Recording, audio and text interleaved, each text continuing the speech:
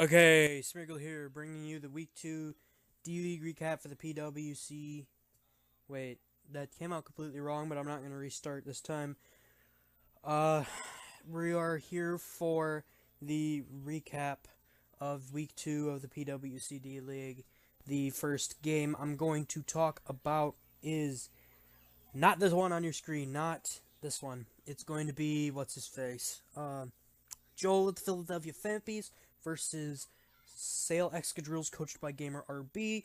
Gamer RB takes a 0-3 forfeit loss for the week because of inactivity. So Joel moves to 2-0 plus 6. Gamer moves to 0-2 minus 7. So we are in week 2, the first game that happened early during the last part of week 1. ABP and the Geo is 12 Flygons versus Jake and the Charlotte B Drills. So we see ABP brings his Mega Gallade, Registeel, Umbreon, Darmanitan, Shaman, that's what that thing's called, and his Drapion. Jake brings his Prim, his Thundy T, his Donphan, his P2, his Nicolego, and his Rotom Heat. We see that ABP can, if he can get the P2 knocked off and get some damage on the Donphan in the Rotom Heat, can sweep with his Gallade if he has the right coverage. The Darmanitan also does a lot of work. And defensively, Umbreon plus Registeel plus Shaman plus Drapion is pretty good against the offense from Jake.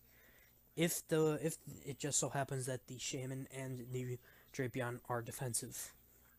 From Jake's end, Primarina has a really good offensive matchup, depending on the set he brings. Spoiler alert, he does bring a Scarf Primarina, so that matches up really well against ABP's team.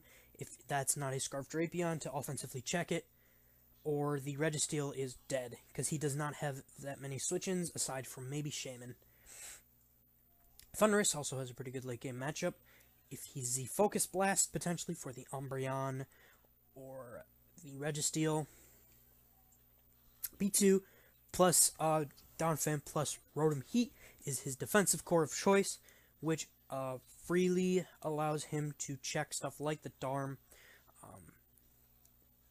and possibly an offensive Shaman. And then Nihilego has a pretty good matchup, although it kind of looks like his rocker because an Assault Vest Donphan. Actually, never mind. But the Donphan's kind of looking like the rocker of choice. From ABP, the only rocker he brings is Registeel. So enough rambling. The Rotom leads off against the Darmanitan. ABP is going to click, or I'm sorry, Jake is going to click the Porygon 2 to come in as ABP clicks Rock Slide to get some damage off. Registeel comes in as the P2 recovers off the Rock Slide damage, and he gets up his rocks as the Donphan comes in. He poisons the Donphan as it knocks off the Registeel's lefties. Donphan, why am I saying that? He then brings in his Shaman as the Donphan goes for a spin, getting rid of the rocks. The Shaman is then going to...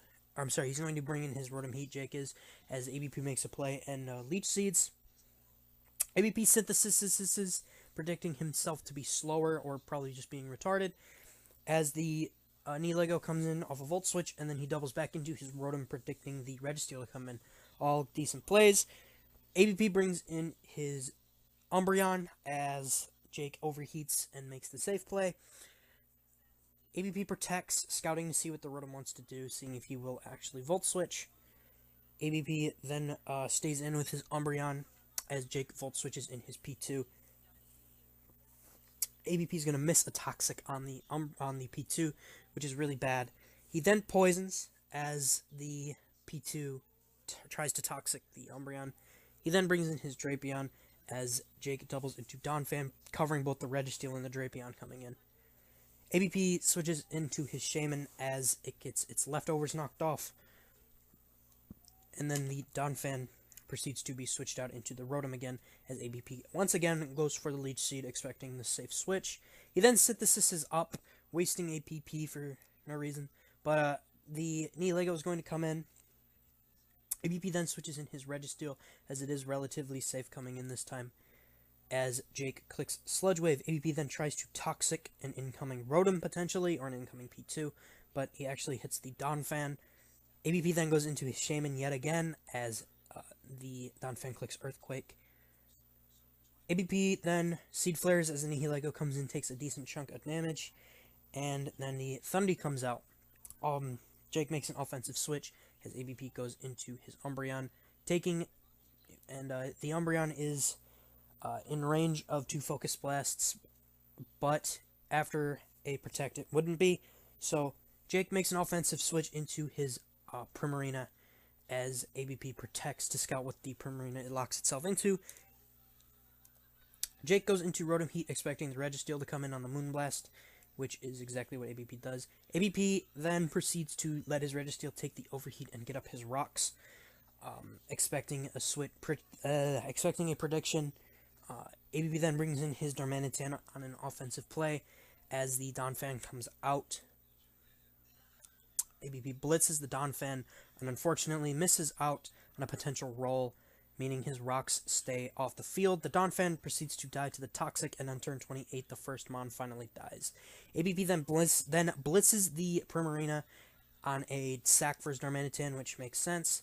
The Drapion then comes in, and the Rotom Heat is switched as ABP clicks Poison Jab and lands the poison on the Rotom. The Donphan is switched out for a sack of the Registeel, and then I believe the Gallade is then brought in. The Gallade is going to Mega Evolve and knock out the Rotom with a crit close combat, which potentially mattered, but who knows. The Shaman comes in as the Primarina clicks Moonblast. The Shaman is not quite to a KO'd, so ABP can freely switch in his Drapion as the Thundurus comes in. ABP is going to let his Drapion take damage as he knocks off the Thundurus, gets a crit, and then sees that the Thundy is in fact a Z-Crystal. He brings in his Umbreon as the Thundy goes for a Z-Focus Blast, knocking out the Umbreon, and ABP brings in his Gallade yet again. The Gallade kills the Thundy with a knockoff, and then the Nihilego is brought in, goes for Gleam, takes about half off the Gallade, and is knocked out by a close combat. The Primarina then hits the field. ABP makes the proper assumption that it's Scarfed and chooses to sack off his Drapion, which is kind of a misstep because then he loses the ability to knock off the Porygon 2. He then brings in the Shaman. Synthesis is up, but the Shaman was still pretty important for him, so he heals the Shaman back up to full as the P2 comes in and he misses a Leech Seed. The Shaman then takes 30 from an Ice Beam. The Gallade comes in to speed up the process a little bit, takes damage from the Ice Beam, and doesn't quite kill the Porygon 2 with the CC. The Porygon 2 then knocks the Gallade out with a CC, and ABP misses a Seed Flare, and from here on, it is a stall fest between this Porygon 2 and the Shaman, until the Shaman finally succumbs to the Toxic Poison, netting a 2-0 win for Jake and the Tacoma Toros. So the endgame was decided by a miss, and it was unfortunate because at that point the Shaman did live an Ice Beam after the Porygon 2 went down to the Seed Flare. And yeah, it did kill the Prim, but he would have had to land two Seed Flares, which, as we know in Pokemon, landing 2 moves in a row, less than 100% accuracy, is an impossibility. So, the next game we will go over is myself, coach of the Smeargle, coach of the Hidden Valley Ralts. I forgot my own team name, going up against Saul, coach of the Borussia Pichu. Saul elects to bring his Mega Diancie, Empoleon, Garchomp, Volcarona, Cobalion, and Thundy Incarnate. I elect to bring my Drill, my Gigalith, Scolipede, Bug, a Xurkitree, Seismitoad, and Frostlass. At Team Preview, Frostlass outspeeds or speed ties with the entirety of Saul's team and can offensively pressure a few things like the Thundurus. It does not outspeed Thundurus, by the way. It also speed ties with Diancie, in case I didn't mention that. But it can offensively pressure Saul's team if it gets in correctly. And the Seismitoad defensively is pretty decent. Empoleon offensively can do a number to my team with Grass Knot, Flash Cannon, and Scald. Excuse me. Mega Diancie, Rock Polish is a bit annoying for me to deal with. The Thundurus offensively could be a problem, And yeah, defensively, I don't think either of us really brought bulk, at least at team preview, aside from Empoleon and Seismitoad. We both brought our bulky waters to the game. So the Empoleon leads off against the Seismitoad. The Empoleon is going to take damage from the Earthquake as the Seismitoad eats a Rindo Berry and munches on the Grass Knot. The Gigalith is brought in on a prediction as the Empoleon just double Grass Knots. And then the Xurkitree is brought in on an expected double Grass Knot again, predicting the Seismitoad to come in. But the Gigalith the Empoleon goes for Flash Cannon. The Empoleon is then knocked out by a T-Bolt. The Volcarona comes in on the Empoleon going down. And Quiver Dance is up as the Xurkitree knocks it down to around half with a Thunderbolt. The Xurkitree is then knocked out by a Fiery Dance from the Volcarona. And then the Excadrill is brought in to revenge kill the Volcarona with Earthquake. Then the Garchomp comes in as the Excadrill reveals Magnet Rise and misses. The Drill then Earthquakes for a nice possible 3-hit KO, but the Garchomp reveals to be defensive with Dragon Tail and scores a crit. The Gigalith is dragged in, forcing the Seismitoad to be sacked off to 2 Earthquakes from the Garchomp. The Frostlass is then brought in and immediately switched into the Scolipede as the Cobalion hits the field. The Scolipede goes for Protect as the Cobalion Magnet Rises. The Scolipede then goes for Rock Slide as it is brought down to 40% with an Iron Head. Goes for a Protect to stall. I go for a Protect to stall out the Magnet Rise a little bit as Saul clicks Iron Head, and then I proceed to Baton Pass into my Drill as Saul again clicks Iron Head. On a predicted close combat, the Frostlass is brought in, which Saul does indeed go for, and the Frostlass is now in. The Frostlass clicks Shadow Ball as the Koba clicks Magnet Rise again, resulting in the Koba being knocked out. The Diancie is then brought in, and then the Garchomp is then switched in as it dies to 2 Shadow Balls. As the Garchomp goes down, Thundurus comes in, and the Frostlass is then paralyzed as the Shadow Ball goes and does half to the Thundurus. The Frostlass is knocked out by a Dark Pulse, which is then disabled, and then the Scolipede is brought in. The Thundurus goes for a T-Wave on the Scolipede, which knocks out the Thundurus with a Rock Slide. The Diancie is then brought in, which is Saul's last Pokemon, and he clicks Rock Polish, and at this point, the Scolipede does get fully paralyzed, and Saul then proceeds to click Earth Power, crit the Scolipede, knocking it out, which didn't matter.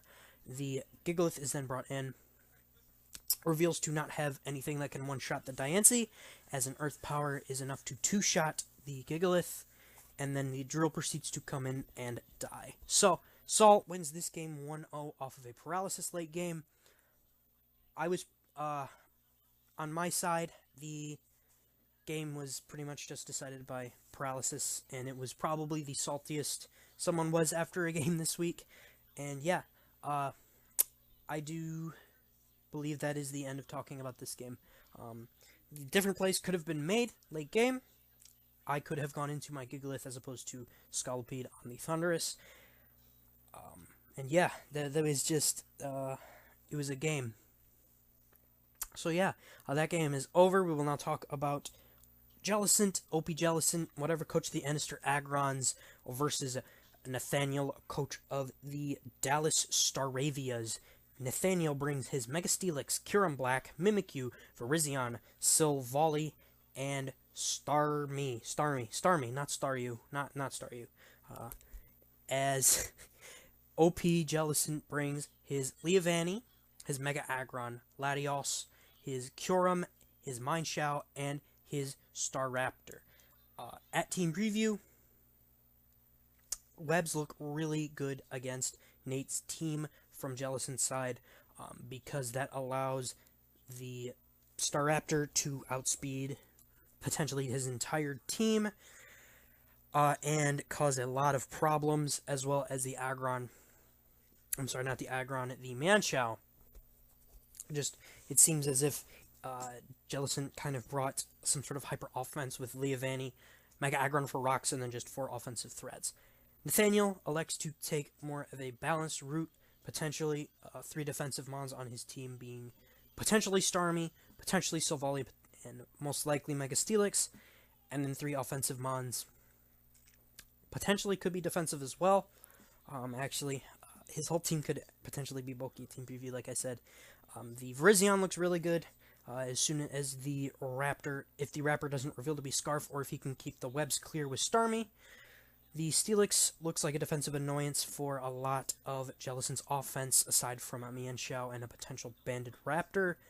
And yeah, right, let's get right into the game. The Virizion leads off against the Leavanny. Nathaniel clicks Stone Edge once, bringing the Leavanny down to 19 and knocks it out with an edge as the webs are laid down on the field. Raptor comes out, forcing the Steelix in as Jellicent clicks U-turn, bringing in his Latios. The Steelix is switched out for the Silvally, which reveals to be Silvally Rock as it gets to it KO'd by the Latios. Surf into Psychic is enough to kill it. The Starmie hits the field and then drops to a Life Orb Draco Meteor from the Latios, which means the webs are here to stay. Mimikyu is going to hit the field next as the Aggron comes out. And then the Kyurem is doubled out into predicting, I believe, the Aggron to hit the field. Latios is then brought back in on an expected Earth Power, but Nate clicks Sub. Psychic breaks the Sub as the Latios drops to an Ice Beam. Mienshao then hits the field as Nate chooses to go into his Mimikyu on the expected fighting move, which Jellicent does go for. He does click Drain Punch, revealing to not actually be choiced. The Mimikyu's red card is then knocked off as it gets up a Swords Dance. The Mimikyu is then switched out for the Aggron, which takes absolutely nothing from the +2 Shadow Claw. Virizion is then swapped in as the Aggron clicks Heavy Slam, doing 26. Virizion clicks Close Combat, scores a crit, which puts it in range of another one as the Aggron smartly T-waves the Virizion. The Virizion then knocks out the Aggron with another Close Combat. The Kyurem then hits the field as Nate chooses to sack his Virizion off. The Steelix is going to come back out next, Mega Evolve, and die to a crit Ice Beam, which is really unfortunate for Nate. Mimikyu then proceeds to hit the field next and take 89 from the Ice Beam and miss a Play Rough, which is pretty unfortunate. And then finally, the Kyurem Black hits the field next as it dies to 2 Ice Beams. Nate tries to Roost Stall, but it is not going to work as a Tectonic Rage Z Earth Power does half to the Kyurem, and Nate loses the game 3-0 to another Ice Beam. There's a decently haxy game, late game right there. However, I still believe Jellicent had the game, potentially. And yeah, so Week 3 seems to be themed around haxy late games, deciding the outcome of the game, mostly. And yeah, Nate takes a loss. He is now 0-2.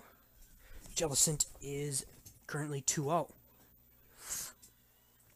The next second-to-last game of the week is Lagoon, coach of the the coach of the Flint Muddy Waters, versus coach of the Sacramento Nido Kings. It brings his Lando T, Greninja, Bronzong, Melodic, Sylveon, and Infernape, as Lagoon brings his Ninetales, Charizard X, Decidueye, Smeargle, Conkeldurr, and Celesteela. Looking at the matchup, Lagoon brings a pretty offensive team, looking like Smeargle, Sticky Web, Hyper Offense, with potential Veil, plus a potential Baton Pass Decidueye, potential as well from the Smeargle to carry Trick Room for the Conkeldurr to do a lot of damage to its team. Zard looks offensively threatening because as soon as the Sylveon gets put in range of a Flare Blitz and the Melodic in range of a Thunderbolt, Lagoon kind of has a field day with a +1 Zard. Decidueye looks like an annoyance, potentially, however, it does have adequate things to deal with that. From its side, an offensive Lando T looks pretty spicy. Potentially a Crush Lando T as well, although Conkeldurr would need to be dealt with. Infernape looks pretty good late game, potentially, as it could just kind of do a lot of damage to Lagoon with just its dual stab.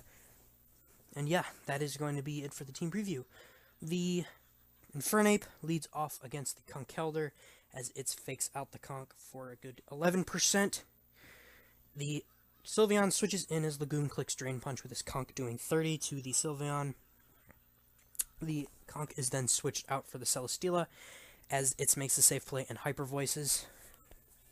Celesteela reveals to have lefties as it clicks Sub. Lagoon then proceeds to Leech Seed, meaning the Sylveon gets a free Sub for more damage. However, it Baton passes the Sub out into the Infernape, whose Sub is broken by the Heavy Slam. The Celesteela stays in on the Infernape, eats a Flare Blitz, and knocks it out with an Air Slash, which was a spicy chain of events. The Celesteela reveals to be Fizz Def as the Gren comes in. Lagoon protects up, hoping to get out of range of a Dark Pulse from the Greninja. The Greninja is switched out for the Sylveon as Lagoon clicks Leech Seed smartly, and is now back up to half with his Celesteela. The Sylveon switches out for the Melodic as Lagoon clicks Protect.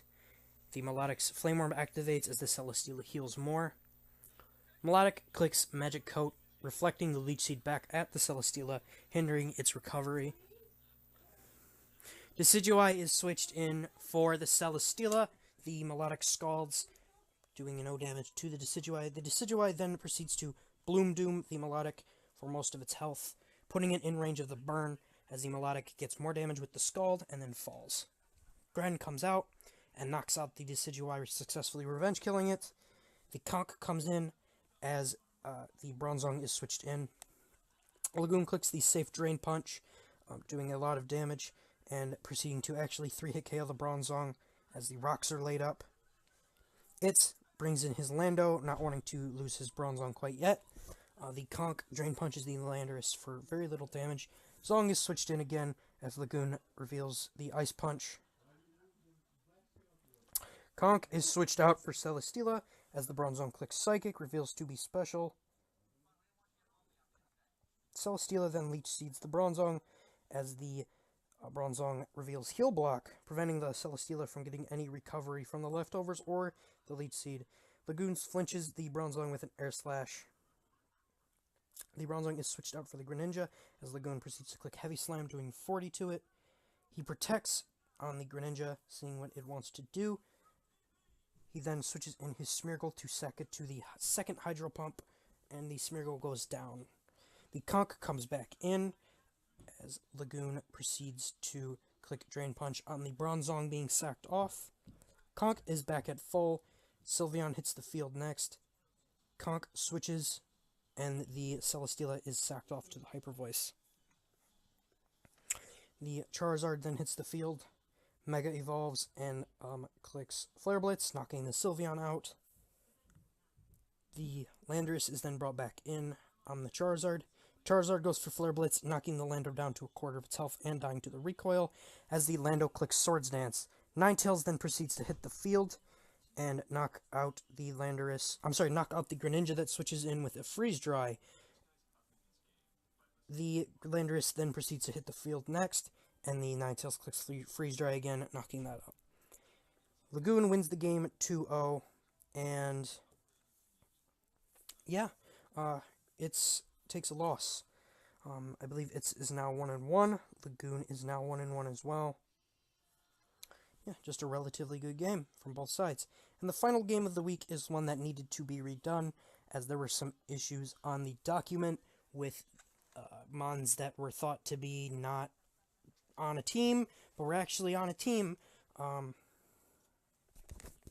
We have Tim, coach of the New Jersey Dwebbles, against Thunder, coach of the Minnesota Hyperfangs. Thunder elects to bring his Mew, Weavile, Heracross, Mega Heracross. I remember the Mega at the last second again.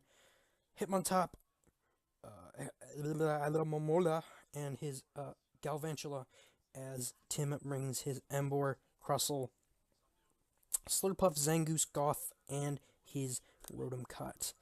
Now we see a pretty low-tier team from Tim, every mon he brought except for the Gothitelle is tier 4 and below, as Nate brings most of his high tier mons. Nothing on his side is below tier 3. We see the Zangoose potentially having a pretty good offensive matchup, depending on the Mew set, as well as the Alomomola. The Gothitelle can potentially trap the Alomomola if it's not a Shed Shell variant, and deal with it that way, and potentially set up on it as well. However, with the Heracross there being able to outspeed the Gothitelle, I highly doubt that that is going to be a situation that occurs. And that is probably a Scarf Gothitelle, looking at the team structure. Crustle is Tim's only rocker, so it seems like he's planning to go with Crustle offense, which makes sense, considering the mons he brings.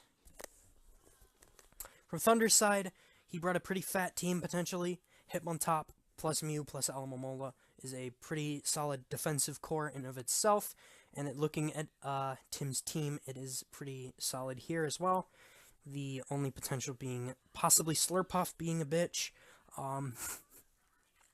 Weavile offensively doesn't do as well as one would expect, as most things here can live a hit.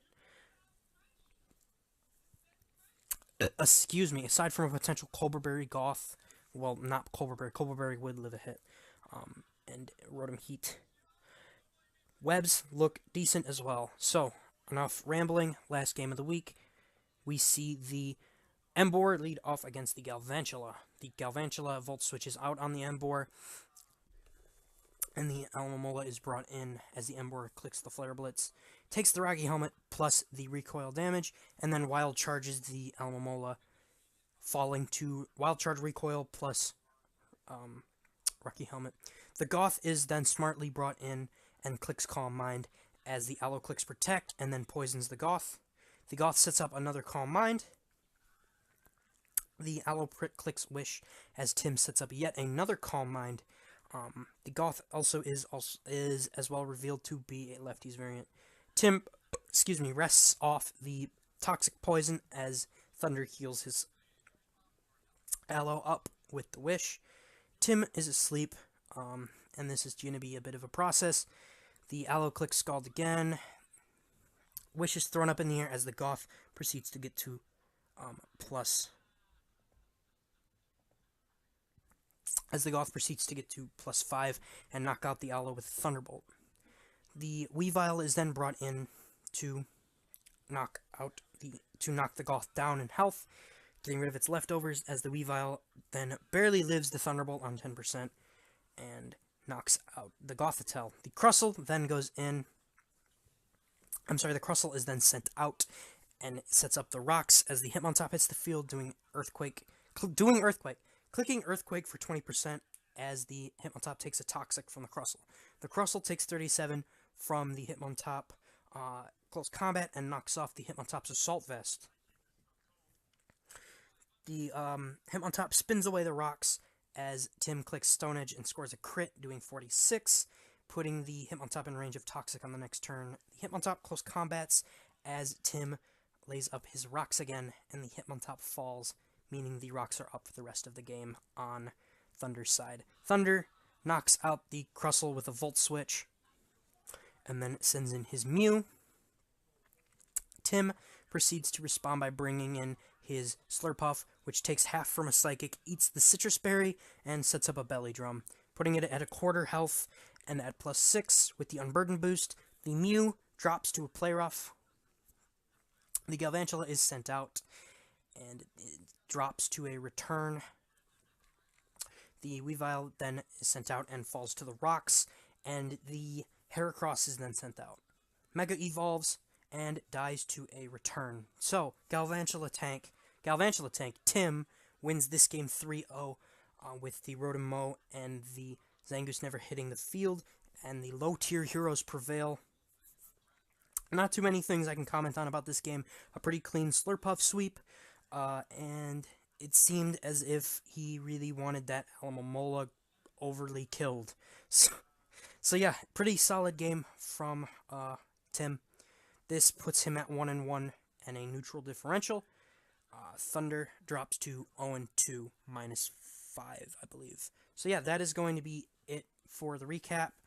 Hopefully this will be edited. I'm going to take care of it myself and upload it to the channel, hopefully, if the notification's sent through and everything. And yeah, thank you all for watching. I highly appreciate the ad revenue for the PWC. Except that the channel sucks, and so ads probably won't pop up on the videos. And yeah, see y'all week 3. Faggots.